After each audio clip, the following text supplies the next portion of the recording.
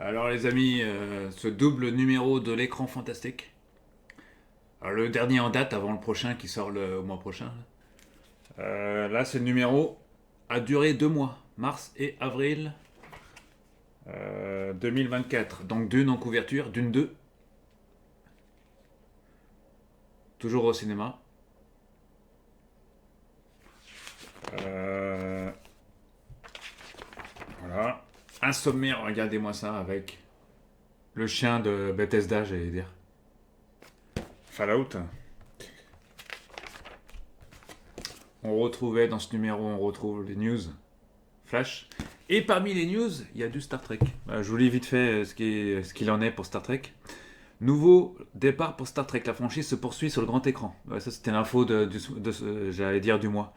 Le réalisateur vétéran de la télévision britannique Toby Hines, qui a réalisé l'épisode USS Callister de Black Mirror, que tous les fans de Star Trek connaissent bien maintenant, non, que la plupart des fans de Star Trek ont vu, je veux dire. Et les épisodes se déroulant en prison de la première saison de Andor. Ah oui, il a fait aussi Andor, ouais. Fait son entrée dans le monde de Star Trek.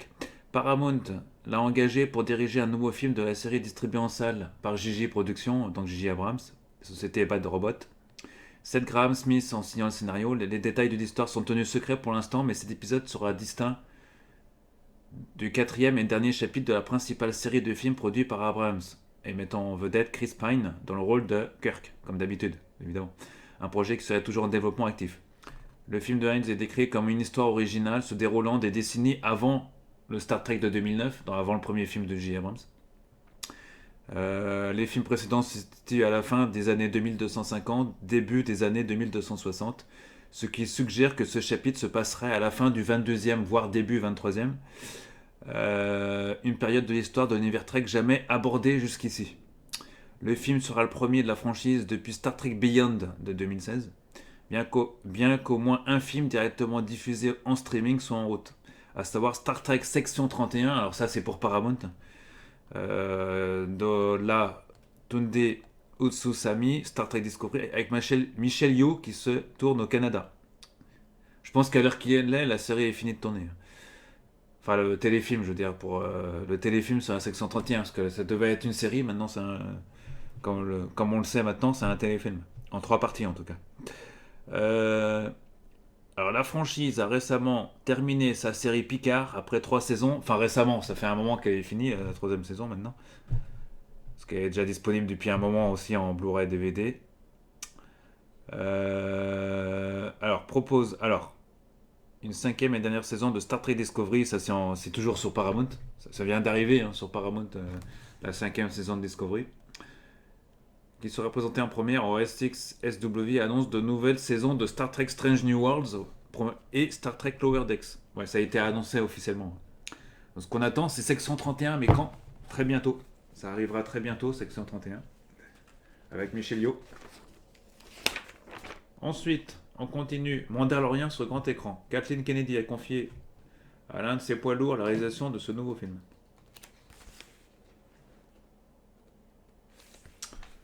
Voilà, des news, on passe. Voilà. Des news. Ensuite, la rubrique grand écran avec Dune, seconde partie. Sortie depuis le 28 février, sachant qu'il est déjà annoncé en Blu-ray collector et tout ce qu'on veut, édition DVD, Blu-ray collector, Steambook. Je crois que c'est le 10 juillet la sortie. Prochaine pour ceux qui ne l'ont pas vu, qui l'auront pas vu au cinéma. Voilà, nouvelle salve de films.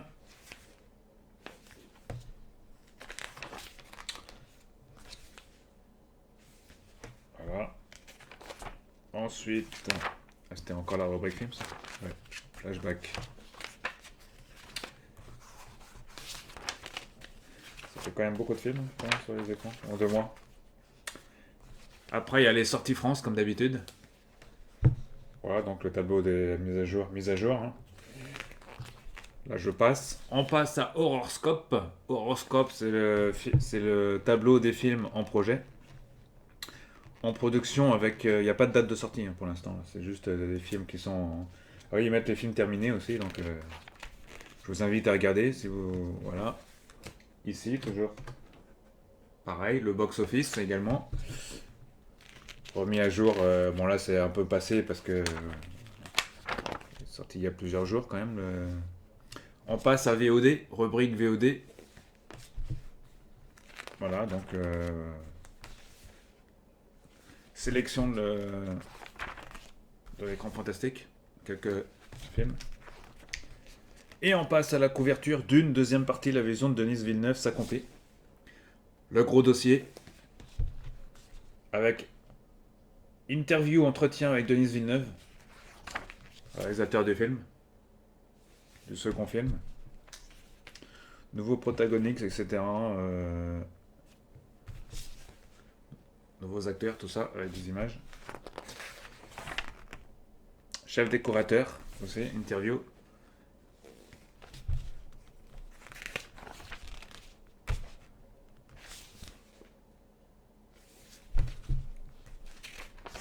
Ensuite, on continue. Regardez ces images. Belle mise en page. On parle du film, toujours dans les... Ouais.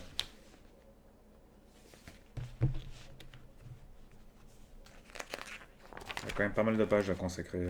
Directeur de la photographie aussi. Monsieur le directeur de la photographie. Pascal Pinto qui a réalisé tout ça. Et on passe à Godzilla. De quoi Godzilla est-il le nom? Mauvaise conscience et seconde chance. Un décryptage. Ah ouais, sur Godzilla, tiens. Ensuite, l'actualité. Godzilla contre Kong. Ce qui fait suite à justement ce film.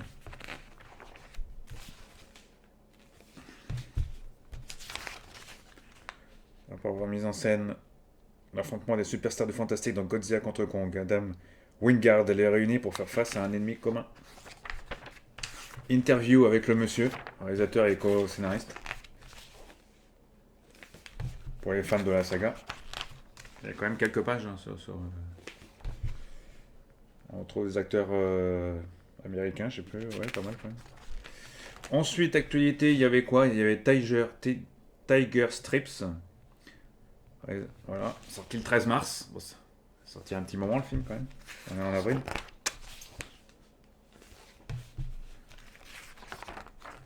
Sidonie au Japon.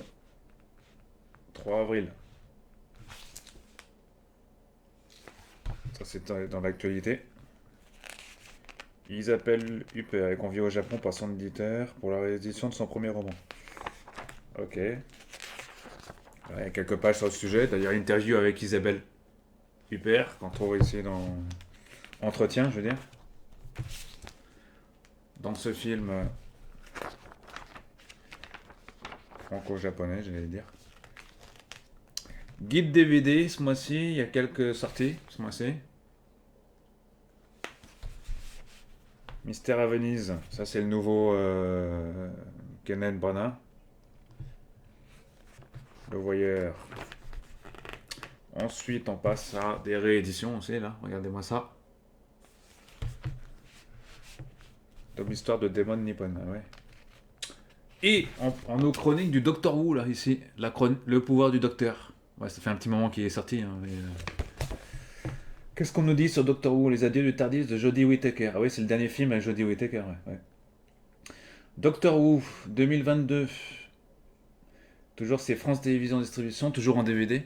Ultime épisode ayant pour vedette dans le rôle titre première interprète féminine du Docteur. Cet opus spécial décliné en 2 chapitres nous entraîne dans son... Ils ont mis quoi? Entame à bord d'un train intergalactique attaqué par des Cybermen vers lesquels le Docteur Who et ses acolytes se propulsent aussitôt pour porter secours à l'équipage. Mais dans le futur, présent et passé, l'intrigue convoque Rasputin, ah oui, je me souviens de cet épisode, et le tsar Nicolas II, ainsi que les incontournables Daleks, toujours aussi menaçants. Comme à l'accoutumée, ce programme fleuron de la BBC tient toujours ses promesses délirantes. On convient aux spectateurs dire au revoir au spectaculaire Jodie Whittaker, une pléiade d'anciens interprètes du Docteur et non des moindres, tout en réservant aux fans une surprise pour le moins inattendue quant à l'identité de son successeur. Oui, ça va donner ce qu'il y a sur Disney+, quoi. Hein. On va pas spoiler pour ceux qui n'ont pas encore regardé. Alors toujours aussi fringant après 60 ans de bons et loyaux services sur la chaîne publique britannique elle-même centenaire, BBC donc. Ceci s'est désormais régénéré pour la 15e fois outre-Manche sous les traits du comédien Ncuti Gatwa. Alors Ncuti Gatwa, c'est pas dans cet épisode. Enfin bon, je vais pas vous donner les détails. Ouais. En bonus, on a droit à une vidéo des coulisses du tournage nous dévoilant la manière dont l'univers de la série se matérialise en studio. Coupé de confidence, Jodie Whittaker et ses acolytes sur le début du show. Voilà, en tout cas, c'est le dernier DVD sorti en date. Avant éventuellement voir la nouvelle saison qui a été retitrée pour l'occasion à la saison 1. Ça ne sera pas avant plusieurs mois, vu que la série débarque au mois de mai. Et vous pouvez retrouver 3 épisodes spéciaux, les 3 épisodes, sur Disney+.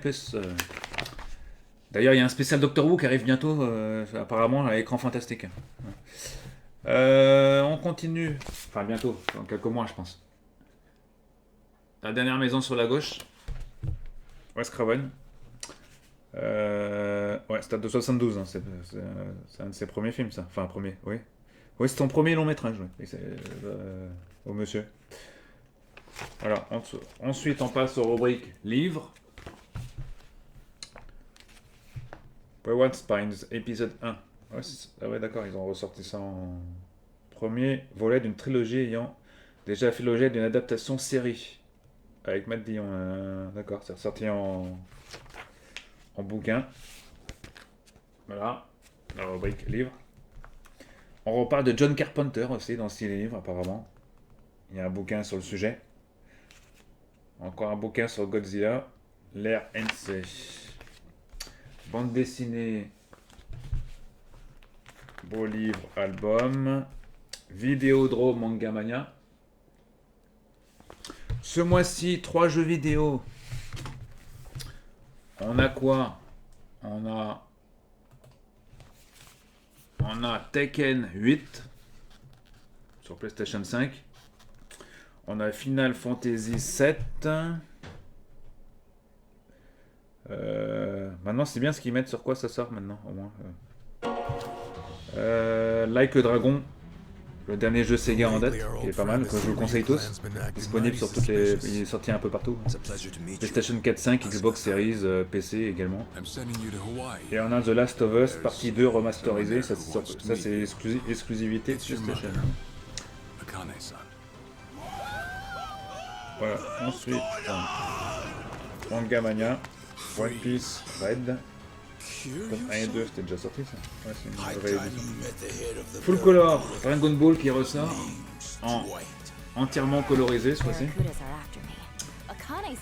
Donc ça c'était déjà prévu avant le décès de Akira Toriyama. C'était déjà prévu que ça sorte. Akira Toriyama a démocratisé, j'ai du mal moi, démocratiser en France le manga.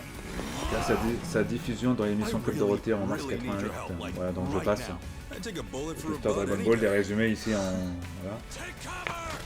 On passe à la série événement du mois de mars-avril, quoi. Avril, ce qui est sorti en avril, cette série. La série dont tout le monde parle en ce moment. Voilà. La série Fallout, évidemment. Série culte, maintenant. Série désormais culte. Voilà. Série qui est considérée comme la plupart des spécialistes, des journalistes aussi, comme la meilleure adaptation jeu vidéo. Jusqu'ici, ce serait la meilleure adaptation jeu vidéo, en tout cas. Plus haut que Last of Us ou moins ennuyant que Halo, j'allais dire. Halo, il faut prendre son temps pour. Voilà. Alors, au moins. Fallout, au moins, vous regardez le premier épisode, au bout de 20 minutes, là vous êtes déjà dedans. Voilà, donc je préfère prévenir. Donc. Si vous n'avez pas encore vu, vous avez raté quelque chose. Si vous n'avez pas encore vu, même si vous ne connaissez pas l'univers des jeux vidéo, ça reste une série quand même post-apocalyptique.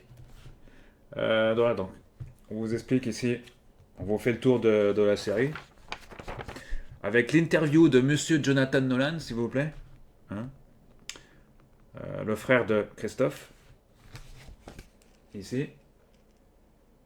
Voilà, Jonathan Nolan qui avait déjà fait des séries avant. Comme Westworld, par exemple, comme je le disais. Il avait fait Westworld, il avait fait Person of Interest. D'ailleurs, quand on retrouve Michael Emerson, justement, comme je le disais, on le retrouve dans la série Fallout également. Il y a beaucoup de surprises dans la série, beaucoup de clins d'œil aussi. Voilà. Donc, interview avec le monsieur, donc réalisateur de la série culte aussi Westworld. Même si la fin de la saison est un peu... La fin de la série est un peu... euh, voilà, donc ici... Voilà, on a 3 pages. On a 5. Ah oui, non, sacré dossier, ça. Là, l'écran fantastique se fout pas de vous, hein. Regardez-moi ça. Encore des images de la série. On vous explique tout. C'est Pascal Pinto qui a fait... Alors, les producteurs, chefs scénaristes et co-showrunners également. On est en entretien. On a quand même à peu près 6 pages, hein, rien que sur Fallout. 1, 2, 3, 4, 5, 6, 8 pages. C'est rare, hein, 8 pages. Sur une série, ça veut dire que la série est quand même très haut niveau, hein. Parce que consacrer 8 pages à une série, ça faisait longtemps que dans l'écran fantastique, on n'avait pas eu 8 pages sur une série. Je pense qu'on en reparlera, sachant que la série, à l'heure où ils ont mis en presse, la saison 2 n'avait pas encore été officiellement annoncée par Amazon et par MGM. Amazon racheté par MGM, on précise. Voilà, donc ça a été annoncé, la saison 2. Et le jeu, je parle pas du jeu, hein, qui a été millions de fois, plusieurs millions de... Il est toujours numéro 1. Fallout 4, le jeu Fallout 4 et Fallout 76 sont respectivement numéro 1. Et 76 doit être dans les 10 premiers, de toute façon.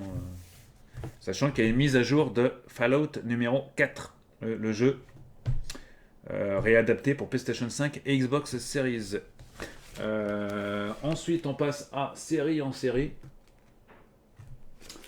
Voilà, si vous avez raté les news ces derniers temps, là il y a une réadaptation de Studio Canal prépare un reboot de la série Chapeau melon bottes de cuir et bottes de cuir.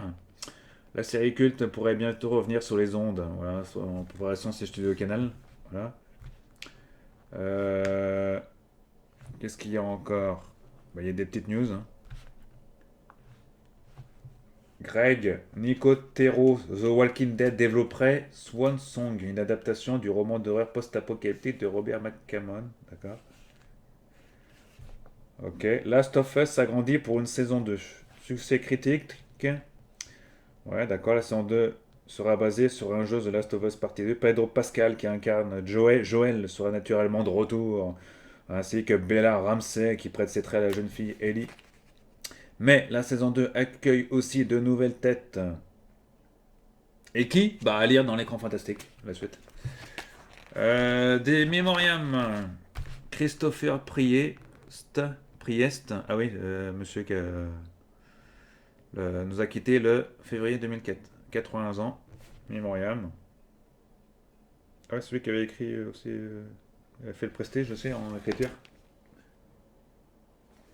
Le Prestige. Réalisé par Nolan. Christopher Nolan qui a réalisé le Prestige. Adapté par Christopher Nolan. Il semble qu'il est réalisé par... aussi par celui qui a fait Fallout aussi. Ah oui. À savoir Jonathan Nolan. Fantastica. Pour les fans. Pur et dur. Val Newton. Un gros dossier. Fantastica. Voilà, plusieurs pages sur le sujet. Bon, on passe, que c'est quand même pas mal de pages, hein, les amis. Ensuite, on a voilà, la filmographie aussi. Sacré dossier, Fantastica, comme d'habitude. In Memoriam, ceux qui nous ont quittés. Ah oui, un acteur, bah oui, lui aussi, c'est avec Carl Weathers, comment j'ai notamment dans Star Wars. C'est lui. Voilà, il nous a quittés, c'est quelques mois maintenant. 1er février dernier aussi. On l'avait vu dans Rocky, Rencontre du troisième type, Mandalorian, ou encore dans Predator, évidemment. Vous connaissez, bah oui. On enchaîne avec Toxic. La dernière partie à la fin. C'est pour ça que c'est à la fin d'ailleurs. L'amour du cinéma bis.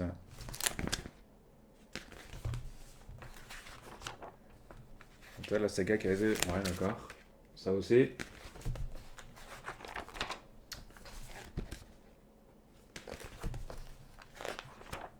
Voilà.